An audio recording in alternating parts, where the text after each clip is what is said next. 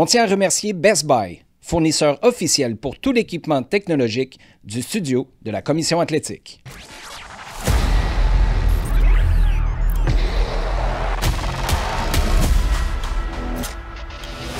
fond des filets.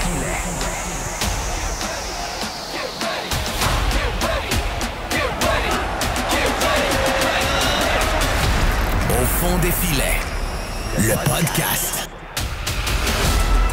Très heureux d'avoir un autre invité que j'ai accroché entre deux bancs de neige pendant son passage cet hiver ou pendant le temps des fêtes, avant son départ pour d'autres cieux, souvent plus ensoleillés. Dans son cas, c'est pour l'Afrique, plus précisément le Sénégal. Il y a quelques années, quand j'étais son adjoint à l'Impact de Montréal avec la réserve, j'aurais pas trop compris ce scénario-là, mais pourtant, 2025, nous voici. Philippe Lafra, comment ça va? Ça va très bien, avec ce début d'année un petit peu frais et qui me change de ma vie régulière en Afrique. Là, juste pour le contexte, on enregistre début janvier parce que tu pars dans 2 jours. Tu rentres au Sénégal où tu es depuis le mois d'août? Depuis 1 an et demi, presque 2 ans maintenant. Oui, le mois d'août, Ouais. ouais, c'est ça, de l'autre année. On est déjà, comme je le disais, en 2025. Il neige en masse sur la rue Laurier. Je ne sais pas si tu as eu de la difficulté à te stationner ou tu es venu à pied. Je ne sais pas trop. Quoi. Je suis venu à pied, Ouais, profiter de l'hiver. C'est ça. Excellent réflexe. Tiens, on va commencer par ce qui est plus récent, mais je veux remonter au début aussi, étant donné qu'on a beaucoup de temps ensemble. Ceux qui ont été habitués à nous entendre au FC 919 vont savoir que les échanges avec toi sont toujours très riches.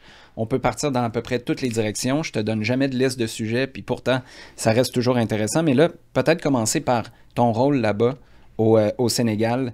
Tu es à Dakar, pour être plus précis.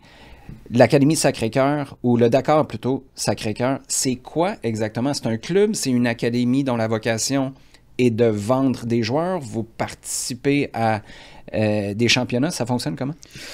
Alors déjà, je vais commencer par une petite anecdote. Vas-y. Dakar Sacré-Cœur, en fait, prend son nom Sacré-Cœur du collège Sacré-Cœur, parce que les installations du club sont sur les terrains du collège Sacré-Cœur, qui est un collège privé, catholique, et qui est dirigé par des Québécois. Je ferme la parenthèse. En ce moment ou depuis toujours? Moment, depuis toujours. Ah, voilà. ouais. Donc voilà, les relations se passent très bien avec cette congrégation sur place du Québec. Et aucun lien avec ta venue là-bas. Là. Non, aucun lien. Ça, c'est découvert une fois sur place. Exactement. Ouais. Donc, si tu veux, c'est un vrai club. Un vrai club, un des 3 plus gros clubs sénégalais, qui a une structure économique un peu particulière. C'est-à-dire qu'ils ont un gros département loisirs et qui, en gros, finance le département professionnel. Donc, c'est quoi le département loisirs? Donc, location de terrain, école de foot, des partenariats avec les entreprises, des événements, des fêtes d'anniversaire sur les terrains avec des activités. Ça, c'est ce qui fait rentrer l'argent. C'est ce qui fait rentrer l'argent. Donc, ce qui le rend déjà particulier, parce que c'est le seul club au Sénégal qui a cette structure, on va dire, économique. Et puis, donc, tu as la partie pro, avec une section féminine et une section professionnelle, avec un centre de formation, une académie. Et là, la vocation, effectivement, comme tu le disais, c'est d'abord se maintenir en Ligue 1, parce que le club joue au plus haut niveau sénégalais, mais avec 2 contraintes, qui est de jamais jouer avec sa meilleure équipe, parce que tous nos meilleurs joueurs sont en essai partout dans le monde. À ce point-là, aussi souvent que ça? Aussi souvent que ça. Tu n'as jamais l'équipe au complet? Jamais. Ou alors ils sont avec l'équipe nationale. Il faut savoir qu'avec l'équipe nationale, les rassemblements, ça peut durer pendant 2 mois. Et donc on les voit pas. Et on a des joueurs également, quand ils ont signé dans un club en Europe, généralement on les fait plus jouer pour pas risquer la blessure. Donc on a cette particularité de devoir performer en Ligue 1 sénégalaise, mais jamais avec son meilleur 11. Et puis d'être condamné à l'excellence, pour pas citer un humoriste très célèbre. On est condamné à l'excellence parce qu'on a l'obligation de bien jouer, pour mettre en vitrine les meilleurs joueurs, et des joueurs, même un joueur moyen dans un collectif qui fonctionne bien, va paraître à plus d'allure. Donc on a l'obligation de bien jouer, avec jamais notre meilleur 11, se maintenir en Ligue Et tout ça avec une équipe globalement, cette année, la moyenne d'âge c'est 19 ans, un peu plus de 19 ans et demi, donc on a une équipe chez les seniors. Chez les seniors. Wow. Donc on est dans ce contexte-là, et souvent aussi de gérer l'effectif. On ne veut pas un effectif de 40 joueurs, on veut quand même un effectif qui reste décent en termes de nombre, donc 27-28, en gérant ses départs, ses signatures, etc. Donc c'est assez particulier, donc je suis en charge d'animer un peu tout ça. On a créé, quand je suis arrivé, on a recréé le projet de jeu, l'identité de jeu, les valeurs, la méthodologie. Donc d'animer tout ça, mettre en place tout ça, faire comprendre tout ça, faire beaucoup de formations internes, de donner un coup de main très souvent sur le terrain dans les différentes équipes, que ce soit les pros ou les jeunes. Tu n'as pas d'équipe attitrée à toi? Non, en fait, je suis un entraîneur volant. Donc, je suis adjoint avec la première équipe. Par exemple, le début de saison, j'ai passé 2 mois avec eux en étant dans le staff sur le terrain. Aimes-tu ça être adjoint? Parce que tu es quand même un head coach de chez head coach comme personnalité. Oui, mais j'aime ça beaucoup. Et puis, si tu veux, ce que je veux faire très, très attention, c'est que les boss de chaque équipe, c'est les entraîneurs. Je veux pas leur autorité. Exactement. Donc, je veux pas saper leur autorité. Moi, je suis le boss des boss. C'est-à-dire que je veux être l'entraîneur des entraîneurs et moins l'entraîneur des joueurs en particulier. Donc, ils gardent leur autorité. C'est eux la figure qui fait face aux joueurs. Donc moi je leur donne un gros coup de main en début de saison, ou par exemple quand les U19 ont un tournoi international à préparer, je vais passer 2-3 mois avec les U19 pour bien les préparer, donner un bon coup de main. Mais l'autorité reste le coach en chef, j'y fais très attention. Et donc beaucoup de formations internes, m'assurer que l'identité de jeu est respectée, m'assurer que les effectifs sont équilibrés, qu'il n'y ait pas de décision trop hâtive à faire monter trop tôt ou à libérer un joueur trop tôt également, et un regard très très étroit sur les objectifs de recrutement et sur les processus de recrutement. Donc je m'occupe de tout ça, ce qui fait de longues journées et de longues semaines. Oui, puis ça, déjà quand tes bureaux étaient au Cégep Marie-Victorin à Montréal-Nord, tu avais des longues journées. Là, tu es là-bas en plus sans ta famille, right? Ouais. Donc, pas de contrainte de « Hey, viens, il faut souper ». Donc, j'ose même pas imaginer à quoi ressemblent tes journées. D'un point de vue plus personnel, plus humain maintenant, je pense que tu n'as jamais eu de difficulté. Moi, je t'ai côtoyé. Tu m'as coaché aux équipes du Québec quand j'avais 14 ans. Tu m'as coaché à McGill. J'ai été ton adjoint avec l'équipe réserve à l'Impact aussi. On s'est côtoyé à l'Académie. T'es pas quelqu'un qui a de la difficulté à prendre les rênes de quelque chose, à prendre en charge, à être celui qui est le leader du groupe. En même temps, quand on se présente en Afrique comme personne concrètement blanche, on arrive de l'extérieur. Est-ce qu'on a besoin de s'y prendre différemment pour être accepté ou pour se présenter comme étant certainement pas une menace, mais là pour le bien de tout le monde? L'as-tu senti ça ou pas du tout? En fait, je ne l'ai pas senti pour une raison de base, un postulat de départ qui était je ne voulais pas qu'ils le sentent. Ou je ne voulais pas le ressentir. Et donc, je pense qu'à aucun moment, je me suis comporté comme quelqu'un qui aurait pu le ressentir. Je m'explique, et ce n'est pas forcément particulier à l'Afrique. Alors, c'est sûr que les défis sont un peu différents parce que les repères sont complètement différents. Et puis, ça, pour le coup, c'est vraiment, vraiment différent. Ça a été quoi le plus gros choc? La bouffe, la culture, la température? Ouais, la température, l'environnement urbain. C'est ça le Toi, tu es dans Dakar même? Je suis dans Dakar, je suis au cœur de Dakar. Nos installations sont plein centre-ville. Ce qui fait aussi le succès du côté business du club, c'est que c'est très facile d'accès pour absolument tout le monde à Dakar. Mais oui, c'est ça, c'est le côté urbain, les codes sociaux que tu connais pas, la circulation, comment magasiner des choses basiques, etc. Donc tu redécouvres tout, et en fait le seul point de référence que tu peux avoir et sur lequel tu n'es pas dépaysé, c'est le foot. Donc ça, c'est absolument génial, et au départ tu te rattaches beaucoup au foot parce que c'est ton seul repère, même si c'est avec des gens que tu connais pas du tout. Et du coup, quand tu arrives dans cet environnement-là, tu sais, dans l'échelle de compétences, ça va de débutant à expert, mais on oublie souvent une étape qui est l'étape novice. C'est-à-dire que tu n'es pas débutant, tu n'es pas expert, tu es un novice. Et en fait, quand je suis arrivé dans cet environnement-là, je me suis considéré comme un novice. Après, la question, c'était de savoir combien de temps ça va me prendre pour redevenir un expert. Et au départ, tu ne le sais pas. Puis ça, c'était un exercice d'humilité intentionnelle ou c'était la réalité parce que tu retombais dans un environnement que tu ne connais pas? Bah, les deux. Les deux, c'est en théorie, dès que tu arrives dans un environnement que tu ne connais pas, tu redescends d'une coche. Alors après, il y en a qui redescendent de 4 coches. De 4 coches, il y en a qui ne veulent pas redescendre et qui de suite se remettent dans une position d'expert, qui pour moi est une erreur importante. Donc, tu redeviens novice. Et pour les raisons que tu disais, faire attention, c'est-à-dire qu'à aucun moment je voulais arriver dans un club où ils sentent comme une menace ou un dictateur ou quelqu'un qui impose sans vraiment connaître l'environnement dans lequel je mettais les pieds et mes neurones. Et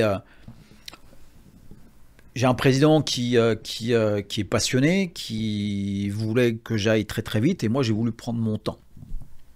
Et ça fait une bonne discussion, ça? Ça fait des bonnes discussions. Donc, quand il trouvait que ça allait pas assez vite, je le calmais. Et en fait, j'ai pris beaucoup de temps. Enfin, quand je dis beaucoup de temps, 2 mois et demi à redevenir un expert et à redéfinir les voies de développement et ce que je pouvais apporter. Et alors après, dans mon comportement, mon discours, bien sûr, moi, un de mes mottos préférés, c'est « je dis ce que je fais ce que je dis ». Et lorsque j'ai été présenté à tout le staff technique, c'est quand même à peu près 35 coachs que j'ai à gérer. C'est un club où il y a 200 salariés. Gères-tu les filles aussi?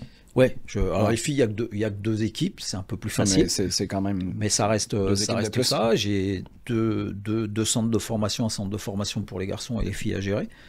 Et quand j'ai été face au staff, on a discuté, on se présente bien sûr. Mais tu me connais un peu, j'ai pas mal imagé les choses et en fait j'étais en pantalon de survêtement et j'ai vidé mes poches et j'ai dit tout ça c'est à vous, toutes mes connaissances c'est à vous et en fait moi mon objectif c'est que vous me voliez de toutes mes connaissances. Et après bien sûr tu as un travail les résultats sont peu importants, c'est le processus, la performance qui est important, ce qui est tout un défi par rapport au Sénégal et aux coachs sénégalais parce que bien sûr ils ont leur culture, leur histoire. Puis c'est une nation performante aussi, là. Tu pars pas de zéro. Tu pars pas de zéro, où tout le monde joue au foot. C'est assez hallucinant d'ailleurs. Mais où les égos sont importants, où la culture de la gagne est importante. Et quand on est avec les pros, ça peut bien sûr passer, mais chez les jeunes, ça peut devenir éventuellement problématique.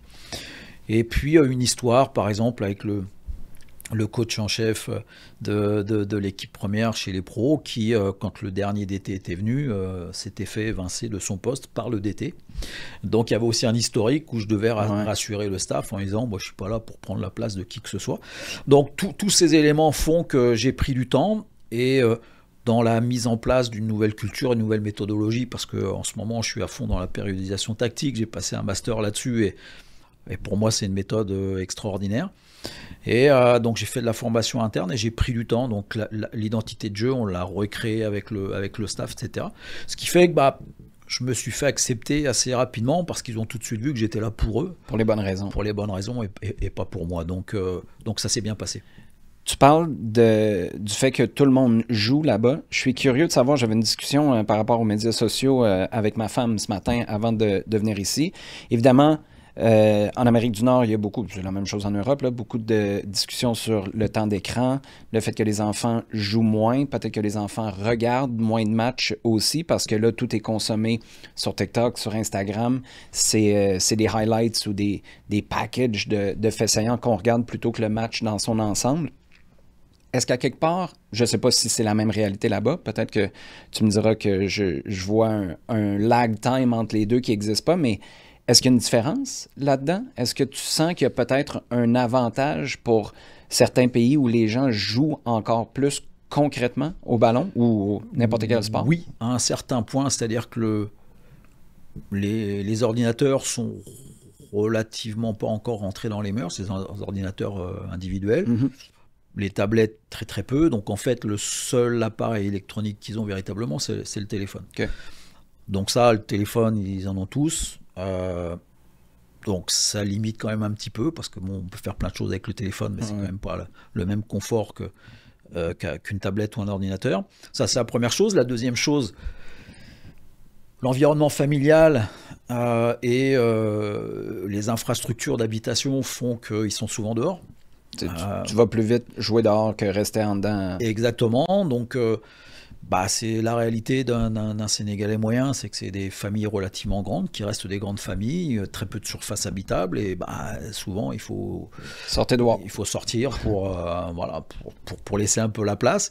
Et du coup, ils sont le climat aussi, qui fait que bien sûr, tu peux passer beaucoup de temps dehors. Donc il y a un peu moins cette problématique-là, ce qui fait qu'ils sont toujours dehors à faire plein d'activités, beaucoup d'activités physiques, énormément de monde court, tous les jours, à toute heure. Et effectivement, il y a beaucoup de gamins et de vieux et de moins vieux qui jouent au foot. Par contre, la problématique du téléphone, par exemple, on l'a au centre de formation où il a fallu prendre certaines mesures pour qu'ils aient accès à leur selle juste 2 heures par jour plutôt que de l'avoir toute la journée, etc. Donc il y a cette problématique-là, mais qui impacte peu ou très peu leur temps de jeu à l'extérieur. Je veux revenir, peut-être pas au tout début, mais quand même assez loin dans le temps. Là, je veux juste que tu reconstruises un petit peu ton parcours, parce qu'on connaît bien ton parcours d'entraîneur, de formateur, de directeur technique. Tu as été directeur technique pendant 10 ans à l'Académie? Oui. Mais toi, tu as été un produit de ce qui commençait à être la formation en France, si je ne me trompe pas. Tu es passé pro à l'Estac, à Troyes. Est-ce que tu étais la toute première génération? C'était quoi, en 86 que cette équipe voit le jour? Le centre de formation, alors ça n'avait pas le même nom, mais c'était la même structure. À Troyes a commencé fin des années 70. Puis toi, tu es la première génération? Là? Non, j'étais peut-être la 2e ou 3e génération. Tu rentres à quel âge? À 14 ans, 15 ans. Okay. Donc, tu étais chez vous à ce moment-là. Voilà. Donc, tu étais fin des années 70. Et avec ce que c'était la formation à l'époque. Mais c'était quoi? S'entraîner à tous les jours? S'entraîner à tous les jours. Y avait-tu de l'école? Il y avait un sport-études déjà dans le temps? Il y avait de l'école, parce qu'on s'entraînait globalement le soir. Okay. Donc on allait à l'école la journée, on s'entraînait le soir. Avec des ballons de cuir, pour ceux qui sont assez vieux pour savoir ça, des ballons de cuir qui pesaient 10 kilos dès qu'il y avait un peu de pluie. C'était l'enfer. Avec des coachs qui étaient bien gentils. Très bien gentils, un peu dictateurs aussi, c'est-à-dire... de l'époque. De l'époque. Voilà, il n'y a pas de critique à avoir, c'était le contexte à l'époque. Il n'y avait pas de science de formation, là, tu coachais dans ce temps-là. Tu commençais juste plus jeune. Exact. Et prépa physique, on oublie ça n'existait pas, donc... Si tu gagnais un match, tu faisais exactement la même chose la semaine d'après parce que c'est que ça avait marché. Touche à rien. Tu touches à rien. Donc si tu gagnais 10 matchs de suite, tu faisais 10 semaines d'entraînement exactement les mêmes. Mais voilà, c'était une autre époque. Et après, t'enchaînes avec les pros. À l'époque, ça montait, descendait à 3 entre la 3e et la 4e division.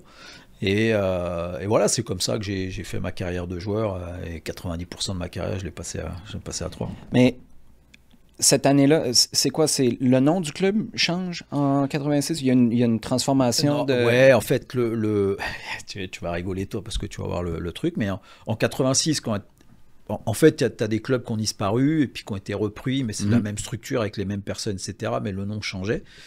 Et au départ, en 86... c'est devenu l'Estac, mais le premier nom, c'était l'Attaque. Ouais. C'était l'Attaque. Association Troyes Aube-Champagne. Ouais. Et puis, en fait, il y a eu une plainte d'une entreprise de supermarché, d'épicerie, qui s'appelait l'Attaque. Donc, bien sûr, il y avait concurrence au niveau du nom. Et, il aurait dû faire comme à Trois-Rivières puis mettre un K à la fin. Exactement. Exactement. Donc, du coup, le club a dû changer de nom et il s'est appelé l'Estac. À quel point vivre tes débuts, au début de la formation, vivre une transition comme ça aussi, à quel point ça a quelque part façonné ton intérêt pour la suite, pour partir des projets ou te lancer dans des trucs qui roulent peut-être pas à plein régime, mais au contraire qui ont à être construits? Bon, en fait, ça prend surtout racine. Bon, comme on le sait, globalement, on est ce qu'on a vécu et on est... ce que nos émotions nous amènent à être. Et moi, j'ai toujours fait un parallèle qui est réel entre ma carrière sportive de joueur dans un premier temps et ma carrière d'étudiant. Et en fait, les deux sont très très liés. Et ma carrière d'étudiant m'a amené jusqu'à un doctorat, à faire de la recherche. Attends une seconde, là, parce que là, les gens vont me dire que c'est un doctorat en sciences du sport. C'était microbiologie marine. Toxicologie de l'environnement. Bon, tu vois, je suis même pas capable de le dire. Ouais, bah, dans le milieu aquatique. mais tu vois, mais en fait... C'est quoi le lien entre les deux? Ouais? Bah, le lien, il est énorme. C'est-à-dire que pour moi, le foot ou l'académie, si on prend une structure de formation, c'est un laboratoire. C'est une expérience. Et en fait, si je généralise à l'être humain, mais le coach, le meilleur état d'esprit du coach, tu sais, il y a différents états d'esprit. Puis je sais que toi, tu aimes aussi ça. Tu as l'état d'esprit procureur, homme politique, prédicateur. Mais le meilleur état d'esprit qu'on peut avoir, c'est l'état d'esprit scientifique. Pas dans le sens de dire tu es obligé d'être un scientifique puis d'avoir une formation scientifique, c'est l'approche de ce qu'on fait devrait être scientifique. Et dans le foot, si je schématise un petit peu, tu pars d'une hypothèse, par exemple tu as un problème dans le jeu, voilà mon problème, l'hypothèse c'est le protocole que tu vas mettre en place pour trouver une solution pour résoudre ce problème-là, et la solution que tu vas essayer de mettre en place, c'est ton entraînement. Et en fait, ton entraînement, c'est ton expérience, et tu regardes les résultats, puis ça valide ton hypothèse ou ça la valide pas. Donc ça, c'est de manière très générale, comment on peut avoir un esprit scientifique, ça va au-delà de ça. Mais du coup, quand tu es scientifique, tu as énormément d'humilité intellectuelle. Tu as humilité intellectuelle, tu as des doutes, les doutes t'amènent à de la curiosité à améliorer tes connaissances et tes compétences, etc. Donc ça me ramène à la question que tu poses, c'est que généralement, quand tu as cet état d'esprit-là, tu te poses beaucoup de questions et tu es prêt à explorer des territoires inconnus. Parce que si tu ne fais que prouver que des choses qui étaient déjà prouvées, tu n'avances pas. Ouais. Donc en fait, cette envie d'aller de défricher et de partir comme un pionnier avec sa machette et pour ouvrir des chemins dans la jungle, c'est un peu ça qui m'allume à la base. Alors après, quand ça se rejoint au foot, puis quelque chose qui te passionne, tu joins les deux bouts et ça fait tilt dans la tête. Donc le parcours derrière, ça a été de dire, moi quand j'ai démarré ma carrière de coach, j'ai démarré comme préparateur physique. Parce que préparateur physique, c'est ce qui se rapprochait le plus de la science, c'était un passage naturel. Et ensuite, je suis allé sur le coaching, comme on l'entend à l'heure actuelle. C'est ce qui a fait en sorte d'ailleurs que les premiers préparateurs physiques qui ont été considérés pour travailler à l'académie, tu vois, je le savais pas ça que tu avais commencé, mais je me suis toujours dit que c'était par ton intérêt pour le côté scientifique. C'était pas facile d'être un préparateur physique sous ta gouverne, parce que tu savais de quoi tu parlais, là. Exactement. Alors bon, c'est comme être un coach des gardiens sous la gouverne d'Olivier Renard, mettons. Là, c'est un peu ça. Tu vois, donc, effectivement, mais d'un autre côté, j'aimerais, moi, que les coachs, je parle de manière générale, les coachs de manière générale aient plus de connaissances au niveau de la prépa physique, parce que, toi, tu l'as dit au départ, on va aller vers des sentiers qu'on n'avait pas prévus, mais c'est assez particulier. Un entraîneur, c'est quelqu'un qui a de l'ego, qui a beaucoup d'ego, qui doit le placer au bon moment, au bon endroit. Mais ce qui est assez particulier dans un entraîneur, c'est que c'est quelqu'un qui est souvent power trip. Tu vois, il veut tout contrôler, tout savoir. Tout là. Et donc tout ce qui se passe, les adjoints, le contenu des entraînements, le discours de ce qu'ils ont dit l'un à l'autre. Et ce qui est étonnant dans l'histoire de la prépa physique, c'est quand on arrive au power trip surtout, quand on arrive à la prépa physique, le coach, il dit... Non, je veux pas de responsabilité. Si les joueurs sont blessés, ça va être toi. C'est toi. Et puis il fait, vas-y, moi j'y connais rien, donc vas-y, prends-le. Donc c'est assez particulier de dire, tu veux tout contrôler, mais dès qu'on arrive dans la prépa physique, là, moi j'y connais rien, c'est ton domaine. Et je trouve que c'est une erreur assez importante. Et moi, j'ai pas eu ce problème-là à la base, de par mon parcours d'entraîneur, par mon parcours d'étudiant. Et du coup, moi, je pense pas que ça. À l'époque, le préparateur physique, c'était Yannick Girard. Et j'ai rencontré Yannick. Qui est maintenant, juste pour la petite histoire, parce que, tu sais, on part dans tous les sens, puis nous, on se connaît bien, là, on fait des liens, mais pour que les gens suivent bien, Yannick Girard est ensuite devenu préparateur physique avec l'équipe nationale canadienne, le programme canadien, et maintenant avec les Roses de Montréal qui commencent cette année. Puis l'autre que tu as eu, c'est Jules Guéguen, qui est maintenant avec Wilfrid de Nancy à Columbus. Donc, exact. À quelque part, là, c'était des gens de qualité qui étaient là. Des gens de grande qualité. Et c'était des discussions extraordinaires, quoi, parce que au lieu de me présenter des choses ou les idées, etc., il y avait un vrai débat, des vrais questionnements, et je pense qu'à aucun moment, ça les a bridés, ça les a plutôt poussés à être encore mieux. Et puis on voit le parcours de Yannick, on voit le parcours de Jules, je pense que ça confirme un peu ça. Donc, mais effectivement, c'était...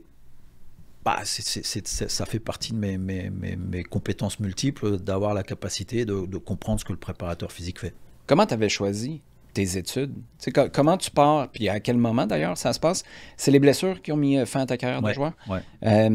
Là, tu décides immédiatement de partir aux études ou est-ce qu'il y a un peu de temps entre les deux? Puis pourquoi tu décides de ce champ d'études-là? C'est quand même en apparence loin du ballon, loin du sport. Exact. Alors, moi, je viens d'une famille où ma maman me disait, tu peux être pro, je t'autorise à être pro, donc tu signes à 18-19 ans. Virgule,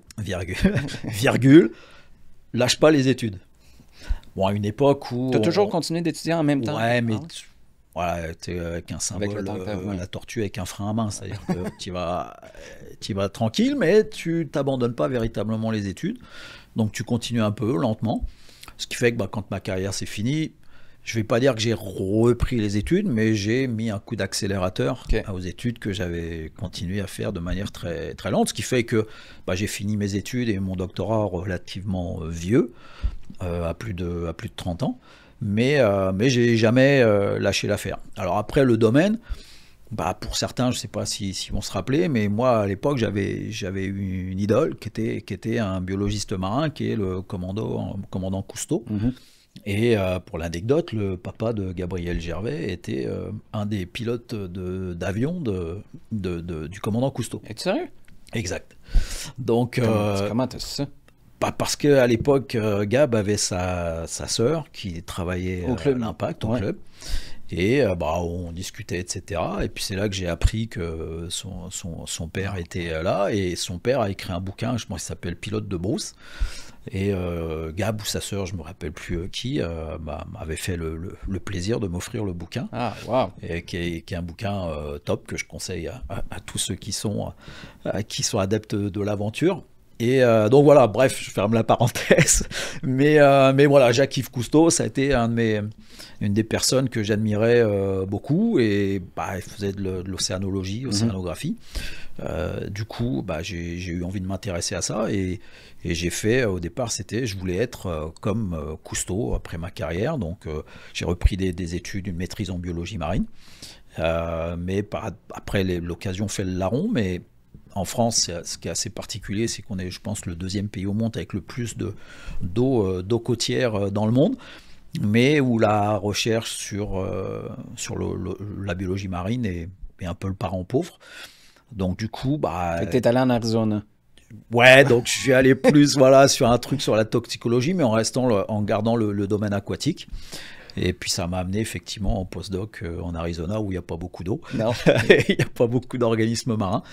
Mais c'était, je m'étais spécialisé dans l'émission de fluorescence par les plantes et c'est pour ça qu'ils m'ont pris en Arizona. C'est ça qui t'a amené au Québec aussi?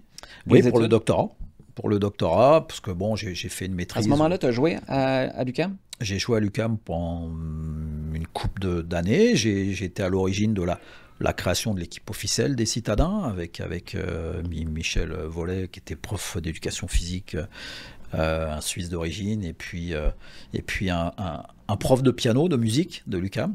Et dans le début des années 90, on a commencé à mettre en place cette équipe des Citadins qui avant existait, qui avait existé un petit peu avec André Gagnon à l'époque, mais de manière non officielle.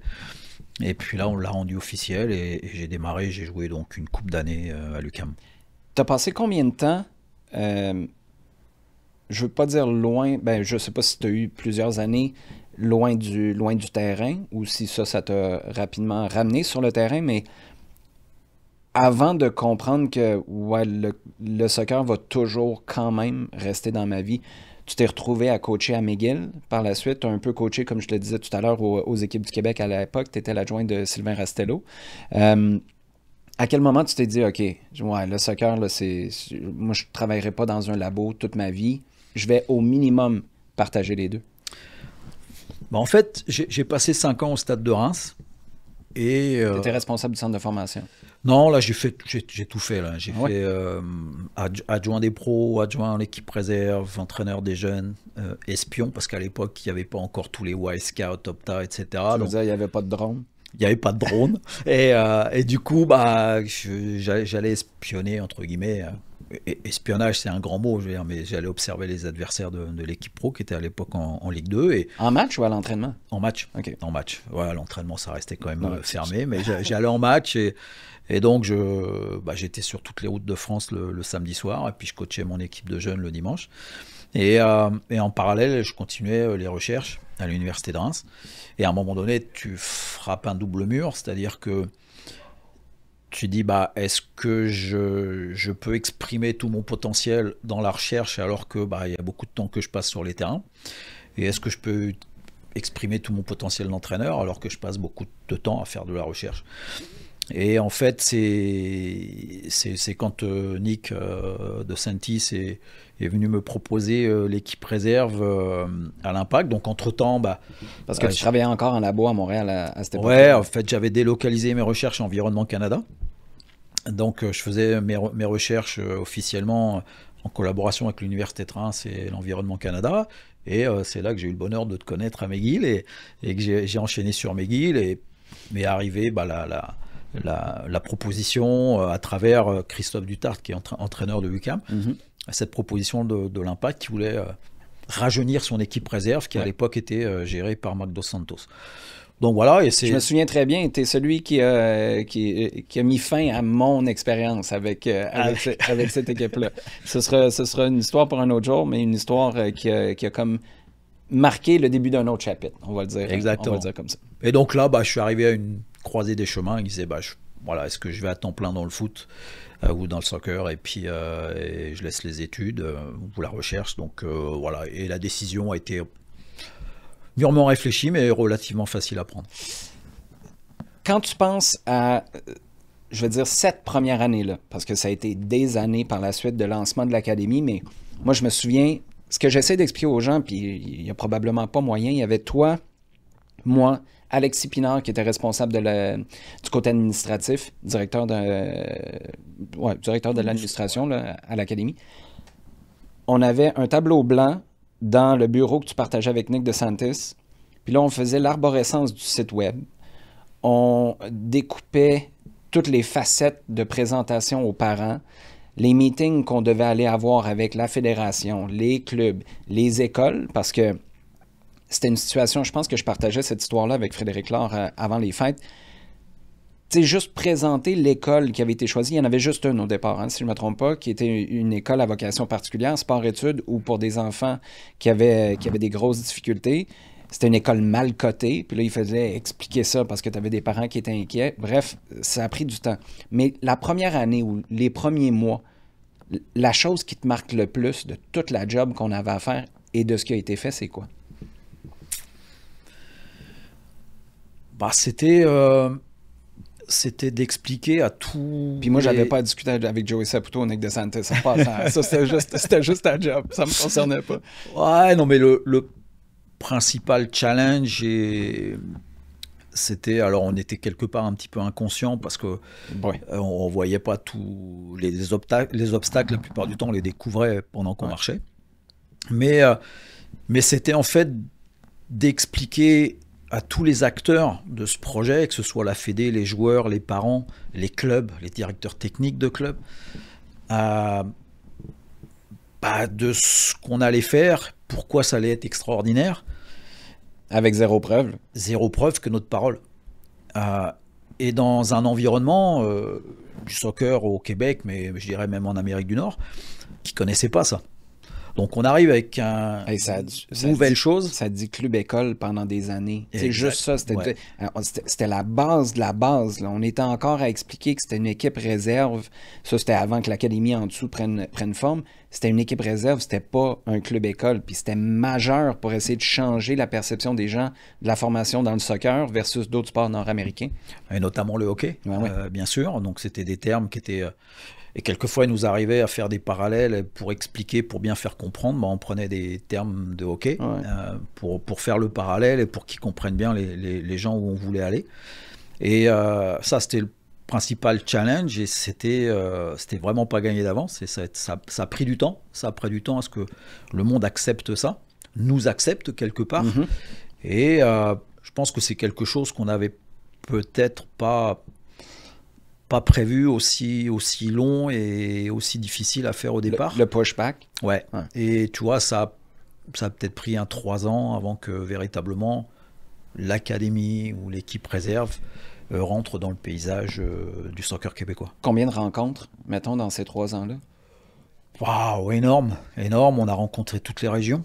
On a rencontré, je ne sais pas combien de familles, combien de clubs. Parce qu'au départ, chez nos plus jeunes, je ne sais pas si tu te rappelles, nos U13, U14, ces joueurs continuaient à jouer dans leur club. Donc on était comme un vrai sport-études, c'est-à-dire qu'ils venaient s'entraîner la semaine puis retournaient dans les clubs. Donc il fallait rencontrer tous ces clubs, etc. Donc c'est énormément de rencontres, beaucoup de PowerPoint. Et ce qui était rigolo pour l'anecdote, enfin rigolo, sur le coup ça l'est un peu moins, après on en sourit, mais on était souvent pas les bienvenus dans les réunions pour présenter le projet. Moi, je me souviens, je suis allé présenter à Soccer Québec, puis Rudy Doliska était là, Rudy avec qui j'ai une bonne relation, puis, mais c'était un petit peu froid, le premier meeting, je te confirme. Ouais, voilà, c'était froid, quelquefois il y avait un peu d'animosité sur certaines personnes, et du coup ça m'avait fait changer un peu ma stratégie lors des présentations. Et au bout de 5-6 meetings, je dis bon, faut que je change un peu la chose, parce que bon, en gros, on se faisait un peu attaquer de toutes parts, bombarder de questions. Et j'ai pris la stratégie que j'appelle la stratégie M&M dans Lose Yourself, dans le film 8 Miles. Et où à la fin, je sais pas si je vous conseille de regarder ce film qui est quand même je l'ai jamais vu, mais je sais ce qui se passe à la fin. Ouais, ou à la fin, finalement... Tu as dévoilé tous tes défauts. Exactement. Donc, toutes les choses sur lesquelles on pouvait t'attaquer, j'en parlais tout de suite. Avec les réponses qui allaient avec. Et du coup, quand je disais, est-ce que vous avez des questions, il n'y en avait plus. Parce que j'avais déjà, moi-même, mis le doigt sur les problématiques et les écueils qui pourrait y avoir, mais en prenant le soin d'amener déjà des réponses. Et cette stratégie-là a permis vraiment de pouvoir démarrer ensuite les présentations. Ça désamorce, la vibe de la discussion à partir du moment où tu montres être conscient de tous les défauts potentiels qu'il y a puis tous les doutes qu'il peuvent y avoir, mais les gens, je présume, prennent un petit pas de recul. C'était à 100% ça. À ce moment-là, savais-tu à quel point tu avais du potentiel dans le staff de coach que tu avais recruté? C'est facile a posteriori, là, mais... Voilà, c'est ce que... Écoute, moi, parce que peut-être ceux qui nous écoutent se doutent pas de ça, peut-être sans doute ou pas, mais quand tu démarres l'académie, par exemple, quand on a repris l'équipe réserve, il y avait déjà une structure en place, il y avait déjà des joueurs en place, il y avait déjà un historique en place, donc oui, il y a un renouvellement des joueurs, etc., mais globalement, tu bouleverses pas, tu crées pas beaucoup de choses. Quand tu démarres l'académie, tu as une page blanche avec les avantages et les inconvénients, mais quand je dis blanche, c'est blanche, là, tu n'as même pas une ligne sur la page, et tu n'as même pas de crayon pour écrire sur la page. Et je me demande même s'il y avait une page. Mais fut un temps où il n'y avait pas de savon pour laver les équipements. Exact, mais toi, tu n'avais pas d'équipement, tu n'avais pas de joueurs, pas de staff, pas de terrain, pas de ballon, rien, pas d'identité de jeu, enfin, tu pars complètement dans l'inconnu. Et bien sûr, il a fallu créer ça, le projet, là, sur le papier, et puis ensuite, avoir les acteurs pour le faire vivre et pour le développer, ce projet-là. Donc, il faut recruter du staff. Et là, de nouveau, tu pars de zéro. Donc, tu vas en te disant quel état d'esprit je vais chercher chez ces gens-là. Et l'état d'esprit, encore une fois, même si je ne mettais pas sur le truc esprit scientifique, mais je voulais des gens qui, idéalement, ont des compétences, des gens qui ont un gros potentiel, et des gens qui ont l'état d'esprit pour expérimenter, pour... remettre en doute certaines certitudes, parce qu'il y avait besoin de ça. Donc tu recrutes, et puis dans la première batch qu'on recrute, il y a Antoine Gullner, il y a Wilfried Nancy, il y a Yannick Girard, il y a Jason Di Tullio, et après il y a eu des Jules qui sont arrivés, Nico Gagnon, etc. Mais l'histoire montre que je ne me suis pas trop trompé, Et la première réunion historique, on va appeler ça historique, de l'académie, qui était au stade Saputo, j'ai offert à tous les intervenants un cahier de laboratoire. Et pour l'anecdote, la première ligne que j'ai, c'est Wilfried Nancy retard $2. Es-tu sérieux? Ouais. Hey, ça, c'est ironique, là, parce que Will était ici il y a 2 semaines, puis il a dit, moi, la première chose que je fais, j'ai pas beaucoup de règles, mais il y en a une. Si t'es pas là à l'heure, je ferme la porte, puis ciao. Je crois, puis c'est toi le responsable. Il a dit, moi, je crois pas vraiment aux amendes. C'est parce que toi, tu en as fait payer. Bon, c'était très modeste, mais et ça remonte. C'était proportionnel au salaire, Phil. Oui, c'était ça, tu sais. Mais c'était en 2010, hein, il y a 15 ans maintenant, mais voilà, c'est pour l'anecdote, donc. Puis l'histoire a montré qu'on avait vraiment besoin de cet état d'esprit-là parce qu'on rentrait ensuite dans un réseau de compétition qu'on ne connaissait pas, avec un niveau que même si on observait, on ne se rendait pas compte des défis qu'on avait à relever. Avec des joueurs, la première année, tu recrutes 80 joueurs. Avec le taux de réussite ou d'échec qui est quand même assez conséquent au niveau de l'échec, on se trompait, etc. Donc ça a été une époque très enrichissante, mais pas facile. Et j'avais besoin de personnes qui sont dans cet état d'esprit-là et qui sont prêts à faire des essais-erreurs pour pouvoir avancer parce qu'il n'y avait rien de coulé dans le béton. Wilfred, le voyais-tu? Ce qui est arrivé dans les dernières années, tu l'as côtoyé longtemps, tu as eu beaucoup d'échanges. C'était celui, je me souviens, dans les bureaux à Marie-Victorin, c'était celui qui était dans le coin, qui parlait pas beaucoup, mais à chaque fois que Wilfred parlait, tout le monde écoutait. Ça, c'est la présence d'un individu. Après de se pointer, de prendre les rênes dans une période de pandémie, après Thierry Henry, d'être capable de trouver tes repères, d'y aller d'une année record en 2022, de partir dans un autre club aux États-Unis en ayant fait quelque chose de bien, oui, mais en restant un nobody là, aux États-Unis, de devenir champion de MLS Cup, de gagner la Leagues Cup, de gérer toute cette pression-là comme Will la gère. Le voyais-tu ou ça reste même pour toi une petite surprise? Ça va paraître un petit peu peut-être prétentieux ou quoi, parce que comme tu le dis, c'est facile après. Mais je te dirais oui.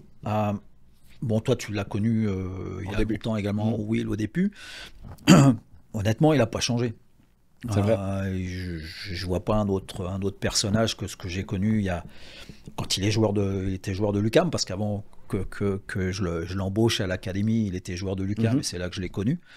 Mais en fait, c'est quelqu'un qui est très posé, réfléchi, qui se pose plein de questions, qui est curieux, qui explique bien, et qui a un bon jugement, c'est-à-dire que il est, comme tout être humain, il y a des émotions, mais qui reste très stable sur le plan émotionnel, donc il a une bonne intelligence émotionnelle.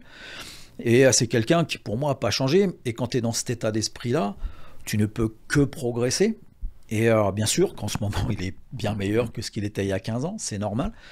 Mais son potentiel, son état d'esprit, il a eu une carrière professionnelle, il n'est pas arrivé en disant « oui, moi quand j'étais pro, on faisait ça ».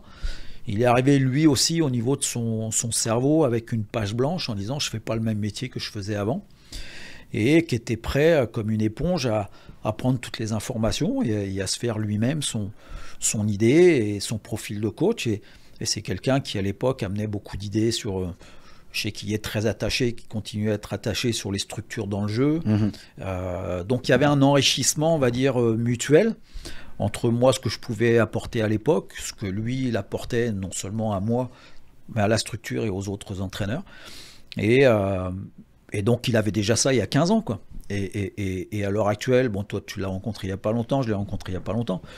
Il a pas changé, il est toujours dans ce même état d'esprit-là. Et c'est pour ça que c'est intéressant dans son parcours, parce qu'il reste je ne vais pas dire que c'est un jeune entraîneur, mais ça reste une jeune personne qui a encore 20 ans de carrière devant lui. Et moi, je pense que, sans avoir une boule de cristal, dans tous les ans, il est meilleur que l'année d'avant. Et donc, son potentiel de performance et de compétence est énorme. Je lui ai posé la question à savoir si l'Europe était un rêve, un objectif. Sa réponse a été tout à fait sur l'ADN de Wilfried Nancy. C'est pas un projet après lequel Wilfried court, mais s'il y a une opportunité avec un club qui cadre avec ses valeurs, sa manière de voir le foot, ben oui, c'est quelque chose qui l'intéresserait. Avant de coacher une équipe nationale, qui l'intéresserait aussi éventuellement. Quel genre de club en Europe, puis quel genre de ligue, où est-ce que tu le verrais coacher? Alors, la France, c'est l'évidence, là. oui, mais ça dépend des clubs. C'est pas, voilà, Ouais. c'est pas le pays qui importe véritablement, c'est le club et l'identité du club. Ce que peut-être certains coachs oublient, et ça revient un petit peu quand tu me posais la question sur le Sénégal et Dakar, c'est quand tu arrives dans un club, tu arrives dans une entité, une micro-société qui a son histoire, qui a ses valeurs, qui a son identité, et ça peut matcher, pas matcher. Mm-hmm. Et avant de savoir si ça va matcher, pas matcher, il faut savoir si cette identité, ces valeurs-là, ça se rapproche, tu les partages. Sinon, tu vas à la catastrophe quelque part et ça ne va pas durer longtemps. Donc lui, il a une identité, il a des valeurs, il a un projet de jeu, il a une manière de se comporter, il a un staff qui le rend performant parce que son staff épouse ces valeurs-là et cette identité-là. Donc c'est pas trop par rapport à un pays, mais quel club va lui apporter ça, sachant qu'également à l'heure actuelle, il est conscient que c'est pas lui qui va remplacer Pep Guardiola à Manchester City l'année prochaine. Pas l'année prochaine. Donc il va sans doute y avoir besoin d'une étape intermédiaire. Et cette étape intermédiaire, bien sûr, tu veux mettre toutes les chances de ton côté pour que ça marche, pour qu'éventuellement, dans 4-5 ans, tu entraînes Liverpool, etc. Donc, le vois-tu à ce point-là, Will? Ah ouais. Ouais. Wow. Il n'y a pas de... Parce que moi, j'ai aucun doute sur sa capacité de coacher en Europe en raison du calme qu'il y a avec toutes les émotions qui ont été vécues, la Leagues Cup, la MLS Cup, mais surtout l'élimination. Puis de voir que ça reste égal, pour moi, ça montre que c'est un gars qui fait exactement ce qu'il a toujours demandé à ses joueurs, aux médias, aux fans de faire. Aucun doute l'Europe, mais à ce point-là, tu le verrais coacher en Premier League, un gros club. Et il ne faut pas minimiser, j'en parle souvent avec... À Dakar, le club est très regardé parce qu'on développe de bons joueurs, sans prétention, on offre une qualité de foot qui est intéressante. Du coup, on a beaucoup de clubs étrangers qui viennent nous voir, que ce soit des fois des clubs MLS d'ailleurs, que ce soit Salzbourg, New York, Leverkusen, Lugano, Lens, Lyon bien sûr, qui viennent nous visiter. Et en fait, il y a toujours un questionnement par rapport au niveau de la MLS, parce que on discute des fois de la MLS, etc. Et il ne faut pas minimiser le niveau de la MLS, il ne faut pas minimiser ce que Wilfried a réussi à faire. Columbus Crew, qui était quand même, faut pas oublier, un club un peu chancelant, avec on le vend pas, enfin qui avait des structures un peu loose, on va dire.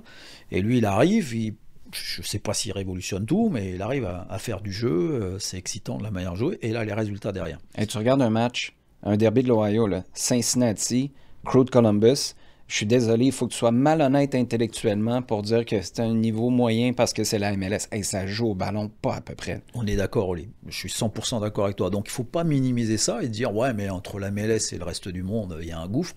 Non. Et puis, ce que tu mets en place en MLS à l'heure actuelle avec les particularités de la MLS, on le sait, c'est des contraintes facile, les contraintes, les jet lag, les déplacements, les surfaces de jeu le cap salarial. Toutes les règles qu'il peut y avoir. Donc il y a quand même énormément de contraintes qui fait que c'est pas une ligue facile. Et lui en plus il a vécu le fait, et il était avec la Ligue des Champions, etc. Donc des matchs tous les 3 jours, les voyages, etc. Donc ce que peut connaître un bon, voire un très bon club européen. Maintenant il se balade en anglais, il a pas cette problématique-là. Bien sûr le français qui est sa langue de naissance. Mais donc c'est quelqu'un qui a montré sa capacité à s'adapter, qui est entouré d'un très très bon staff, qui a montré sa capacité à être performant, pas sur un match, pas sur 3 mois, mais sur des années, qui a un profil séduisant, qui a été contacté par, je ne vais pas vendre la mèche de quoi que ce soit, mais qui a été contacté par des clubs européens pendant plusieurs mois, et comme il te l'a dit, c'est pas une fin en soi d'aller en Europe, donc il est très très heureux où il est à Columbus. Mais si tu veux, derrière ça, est-ce que à l'heure actuelle, sur le papier ou sur l'image, est-ce que Nottingham Forest c'est un plus grand club que Columbus sur l'image, l'histoire? Sans doute, par définition, Nottingham Forest a plus d'un siècle d'âge. Est-ce qu'en termes de niveau, d'infrastructure et d'organisation, c'est 10 coches au-dessus de Columbus? Non. Donc, et ça reste, ce qui est extraordinaire dans ce qu'on parle, ça reste, c'est du foot. Et je peux vous garantir, pour ceux qui pouvaient en douter, que le foot, c'est une référence universelle. C'est-à-dire qu'on parle du même sport, qu'on soit en Angleterre, en France, en Corée du Sud, au Sénégal ou au Canada. C'est le même sport. On se contronce, les mêmes lois du jeu, etc.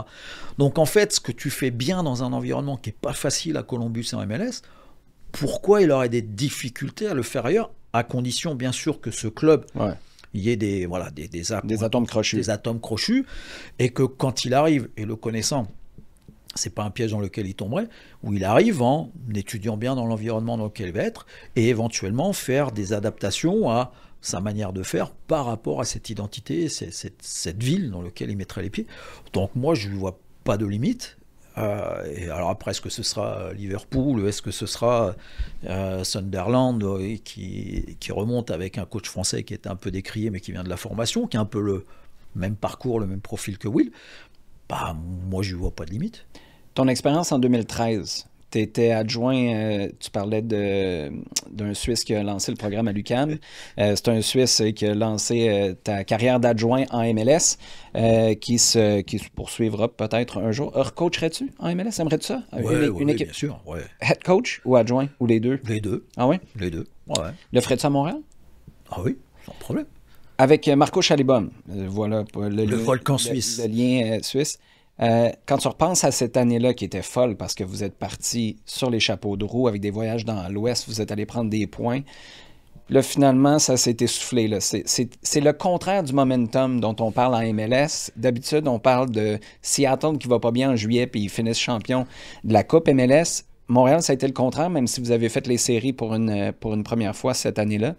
Qu'est-ce que tu gardes comme souvenir? As-tu un moment ou des personnes particulièrement marquantes? Marco Chalibom, qui... Bon, voilà, il était comment? Moi, je ne l'ai pas vraiment connu. Très bon vivant, bonne personne, beaucoup dans l'émotion, trop dans l'émotion. Voilà. Et ça prenait une cigarette une fois de temps en temps. Et de temps en temps, exactement. Donc, qui aime la vie. Il s'est fait expulser combien de fois? C'était tout le temps contre Kansas City, d'ailleurs.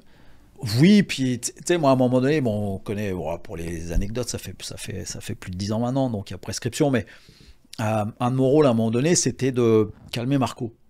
Puis là, pour ceux qui te connaissent sur une ligne de touche, si on est rendu à demander à Philippe Lafroy de calmer le coach, c'est parce que le coach est énervé, pas un peu. Là. Parce que je le comprenais bien. Oui, exact.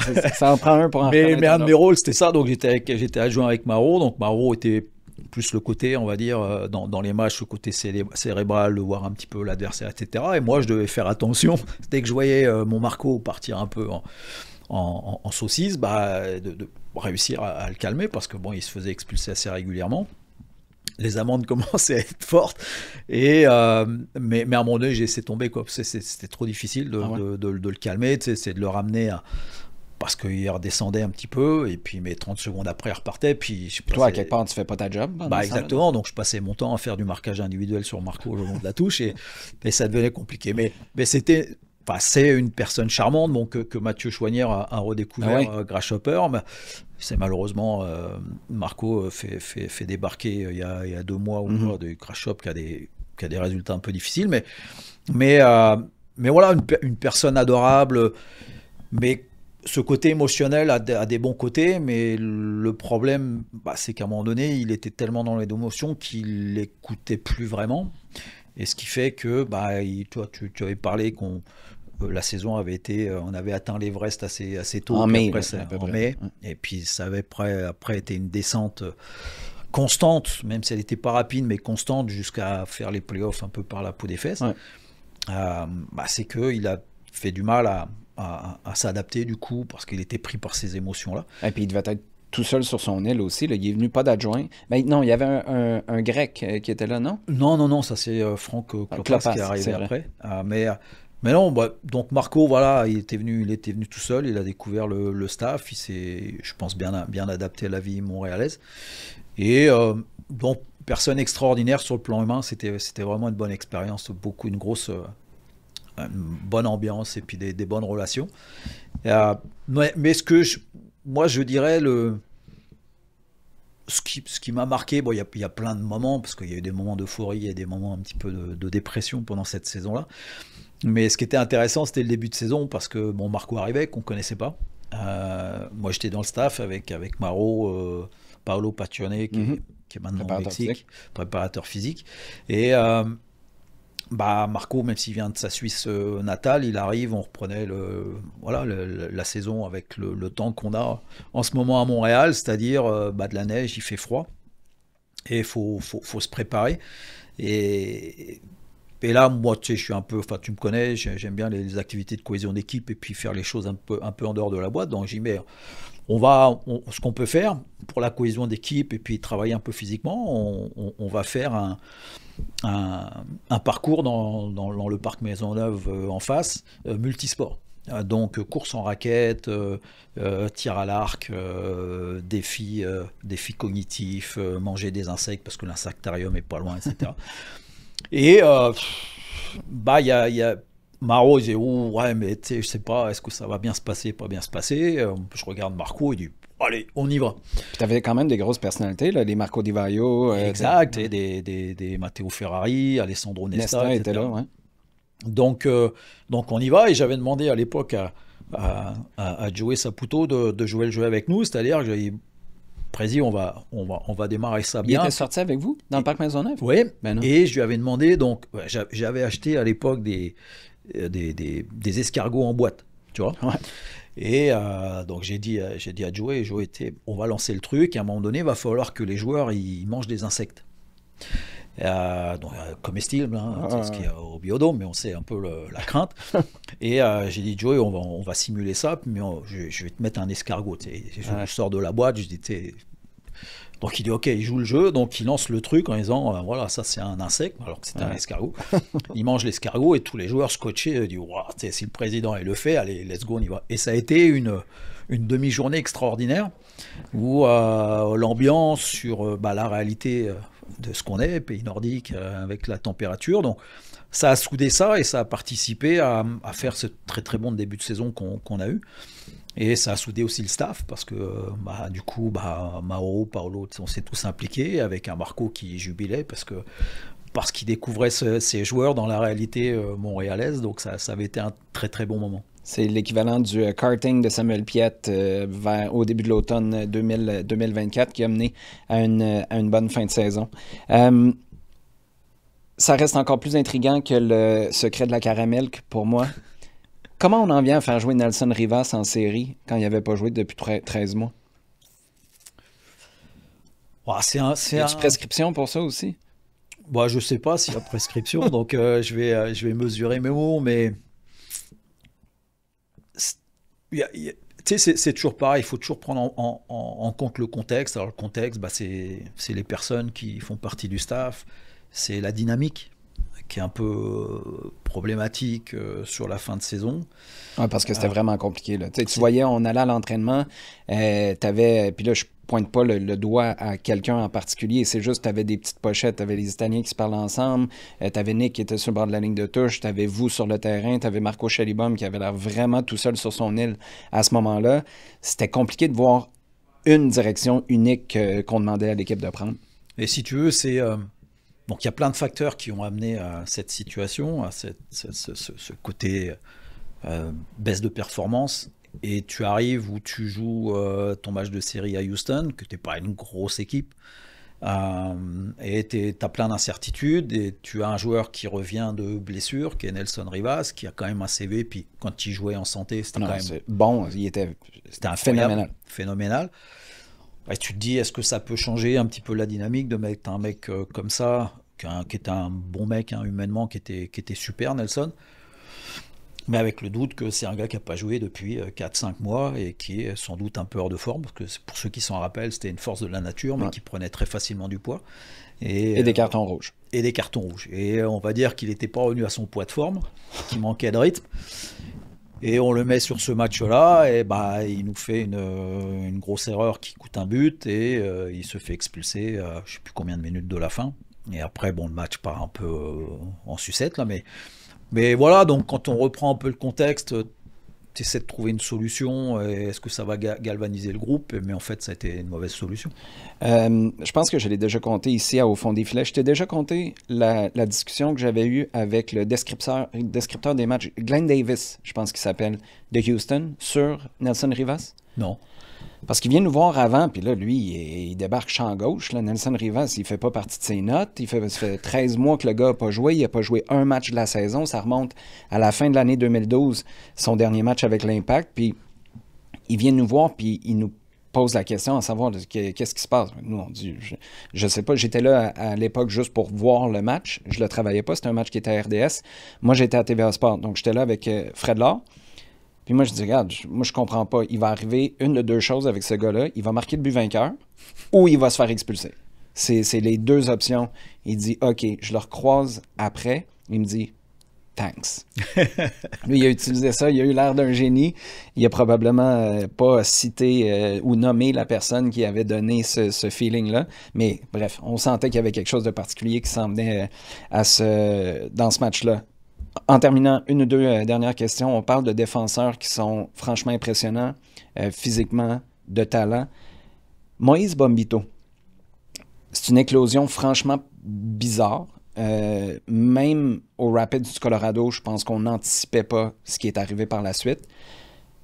Toi, l'avais-tu vu à Montréal, à l'époque où tu étais à l'Académie? À cette époque-là, est-ce qu'il jouait déjà défenseur ou il était encore attaquant? Il était attaquant comme Ismaël Koné était un autre... Koné, quand il est arrivé quand il a fait les détections pour l'Académie, était un excentré, un ailier.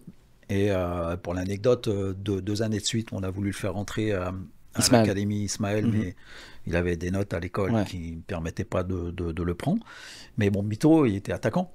Donc, il avait l'air de quoi? Moi, je ne l'ai jamais vu jouer comme attaquant. Il était correct au mieux? Ou... Oui, correct, voilà. Et comme toute académie, quand tu prends quelqu'un de l'extérieur, il faut qu'il soit meilleur que ce que tu as déjà. Et puis, il était relativement jeune.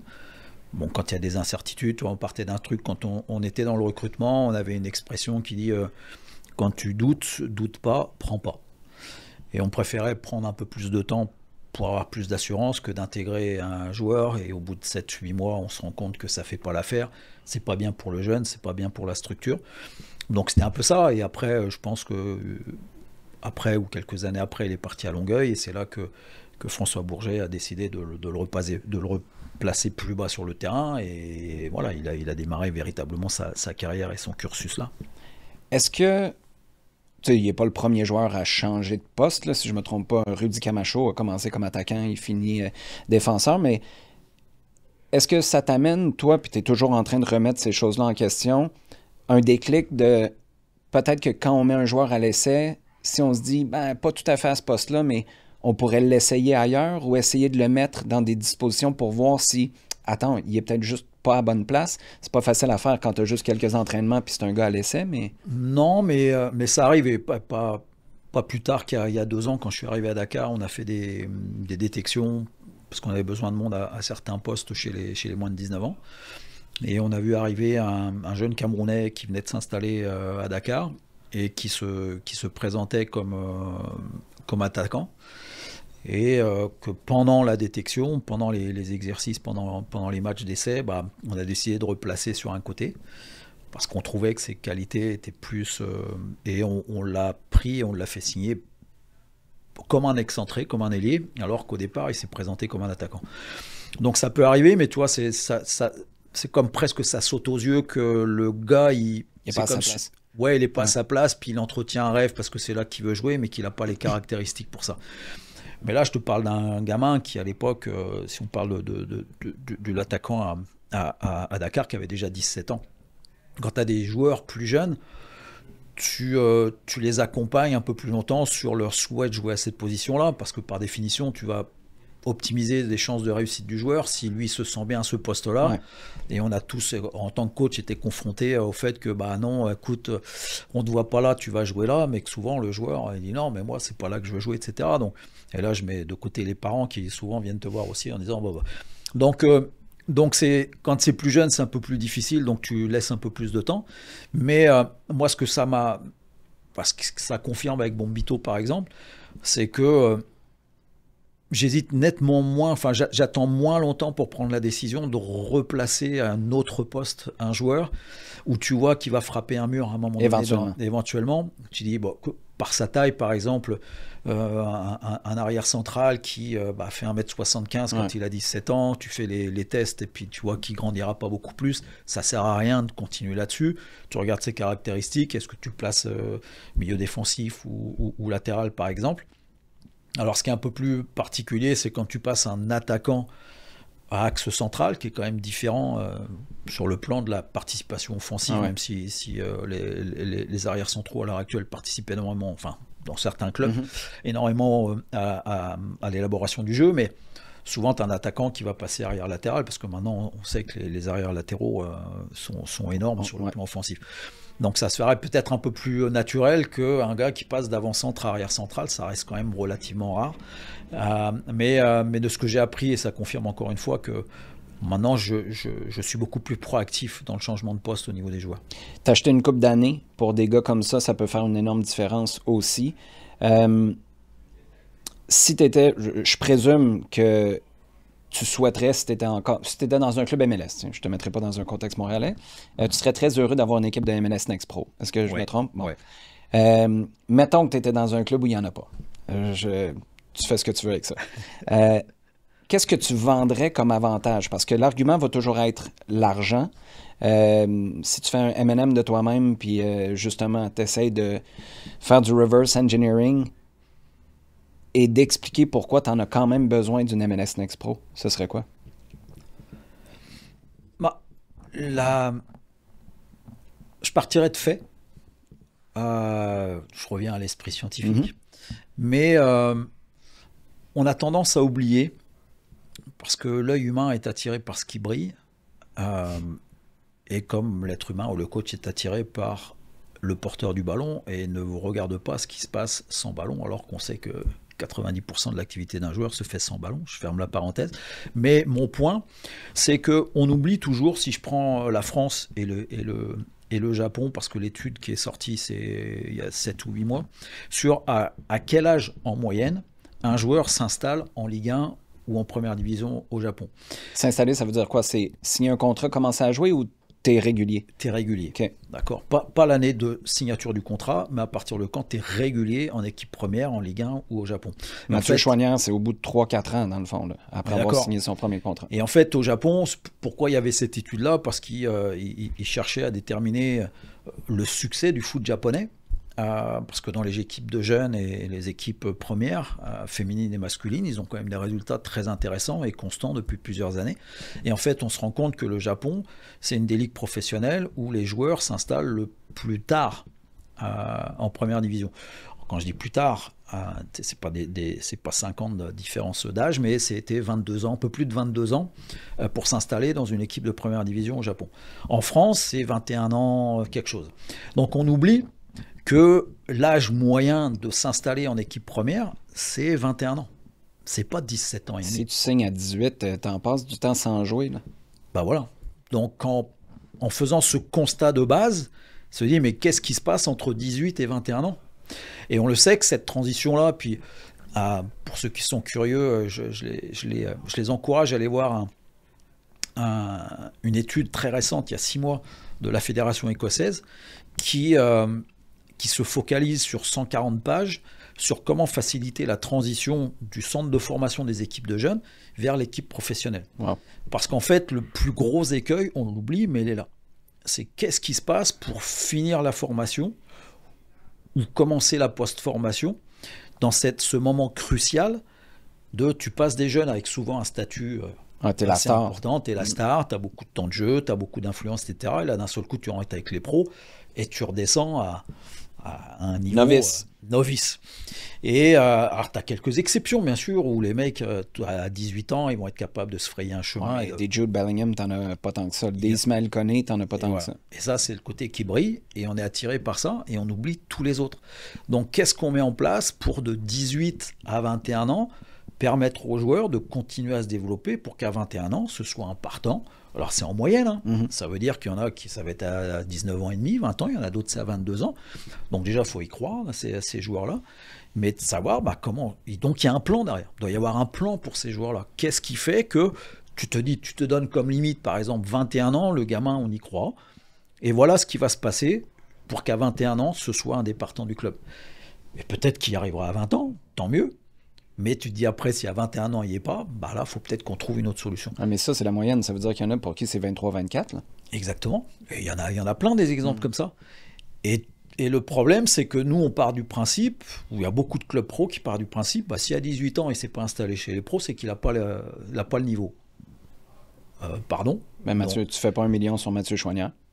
Bah, ou même quelque part un Nathan qui a eu beaucoup de temps de jeu, qui je pense est un énorme potentiel et qui pourra, je pense qu'il y a déjà eu des offres sur lui, mais Nathan il a bénéficié, bon, Will aussi qui a amené ce côté de promouvoir un peu les jeunes, de leur montrer de la confiance. Ça ne veut pas dire les faire jouer tout le temps, mais dès qu'il y a la possibilité, tu les fais jouer. Puis si à un moment donné, ils ne sont pas très bons, bah ça les casse pas définitivement. On leur redonne confiance, parce qu'un entraîneur, c'est un donneur de confiance à la base.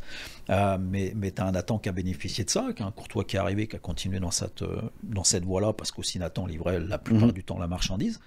Donc, c'est super intéressant, mais des Nathan, est-ce que c'est le parcours normal? Je pense pas. Ça existe, mais c'est pas la majorité. Mathieu, c'est un autre bon exemple. Alors encore une fois, le contexte fait que il aurait peut-être pu avoir un peu plus de temps de jeu un peu plus tôt. Max Crépeau en est un autre exemple, qui est parti à l'étranger entre guillemets pour avoir le succès qu'on lui connaît. Mais si c'est pas de la réserve, il fait pas ce qu'il fait à Ottawa. À l'époque, c'était le FC Montréal, l'équipe réserve en USA. Donc il y a pas cette possibilité. James Pantemis, qu'on oublie, qui a aussi bénéficié de cette équipe-là, qui a le parcours qu'il a. Donc, pour moi, d'occulter le truc de dire qu'entre 18 et 21 ans, la seule option qu'on donne à ces joueurs-là, c'est en prêt. Il y a certains succès, mais il y en a aussi beaucoup qui arrivent dans des équipes pro, où l'entraîneur de l'équipe pro, il n'est pas là pour développer le joueur dans notre club, mais il est là pour gagner, il a d'autres priorités. Donc souvent, au bout de 6 mois, 1 an, c'est souvent des joueurs qui restent en situation d'échec parce qu'ils ont très peu joué. Et la particularité également des joueurs généralement, là je généralise, qui sont en prêt, ce qui est assez étonnant, c'est que même quand ils partent en prêt, généralement ils partent en prêt dans des divisions inférieures. C'est rare qu'ils partent en prêt dans le même niveau de jeu. Et donc même s'ils ont du succès quand ils sont en prêt, la majeure partie du temps, il a eu du succès, bravo, ils sont invités au camp de préparation. Et en fait, le discours c'est, il va faire le camp de préparation et on va l'évaluer. Donc en fait, il part en prêt, il fait une super saison, mais ça suffit pas. C'est-à-dire qu'on dit pas, ouais c'est bien, du coup tu as mérité ta place. Il est de nouveau encore en évaluation, en camp de pré-saison, donc en fait, il est toujours dans l'incertitude. Et ça, c'est si un jeune joueur a réussi à jouer régulièrement. Donc, c'est pas évident, cette partie-là. Et alors, bon, en MLS, on n'est pas arrivé de nombre de joueurs prêtés, comme il y a pu y avoir, tous les excès qu'on a pu avoir, et la FIFA a réglementé ça il y a très peu de temps, il y a quelques mois, où il y avait certains clubs qui avaient 45 joueurs en prêt. Ouais. Chelsea, c'était fou. C'était ça, il y a Juventus, c'était ça, il y avait plein de clubs comme ça. Donc là, maintenant, la FIFA met direct pour empêcher ce nombre important. Mais à l'heure actuelle, tu peux pas prêter 15 joueurs, faire un suivi sur ces 15 joueurs, etc. Parce que tu as un réseau de... Alors oui, il faudrait étendre ce réseau de collaboration avec des clubs partenaires, mais c'est une période très très très délicate et qui est malheureusement pour moi trop souvent résumée à s'il est bon, il va survivre, et puis alors qu'on sait que 80% des joueurs vont s'installer plus tard et qu'ils ont besoin de plus de temps. Et si on n'était que simplement sur des phénomènes qui à 18 ans peuvent déjà jouer en équipe première chez les pros, on irait des effectifs à 16 ou 17 joueurs parce qu'il n'y aura pas assez de pros de qualité pour compléter les groupes. En terminant, Phil, je le disais tout à l'heure, tu t'en vas dans, j'allais dire 2 jours, tu t'en vas demain. Ouais. Tu rentres demain au Sénégal. Te connaissant, je suis certain que tu as très hâte de recommencer à travailler. En même temps, on le disait en début d'entretien, ta famille reste ici.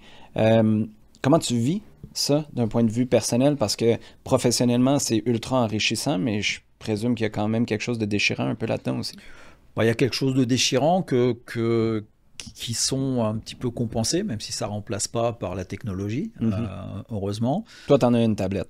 Ouais, moi j'en ai une tablette qui fonctionne très régulièrement. Et puis aussi la nature de ton contrat qui permet d'avoir un peu plus de billets d'avion que d'habitude pour pouvoir rentrer un peu plus souvent, même si ça restait des voyages d'une vingtaine d'heures, donc tu ne rentres pas pour une fin de semaine. Mais ça reste qu'à un moment donné, c'est quand même pesant de ne pas avoir la famille, de ne pas interagir, de ne pas avoir le quotidien, parce que finalement, ce qui crée des liens, c'est le quotidien. Alors bon, j'ai la chance d'avoir un enfant qui est encore jeune, mais qui est dans son tout début de vie d'adulte, donc qui a de l'autonomie, et puis une épouse qui me connaît depuis très très longtemps, donc nous ne sommes pas des jeunes colombes qui viennent de découvrir la vie, donc ça facilite beaucoup les choses, mais sur la durée, c'est quand même pesant. Donc voilà, on s'est quand même un petit peu habitué. Mais encore une fois, le FaceTime est très important. Et puis le fait de pouvoir revenir un mois ici pour les vacances et pour les fêtes de fin d'année, et puis peut-être revenir sur le mois de mars-avril pour reconnecter. Il y a besoin de ça, de reconnecter de manière régulière, mais de manière...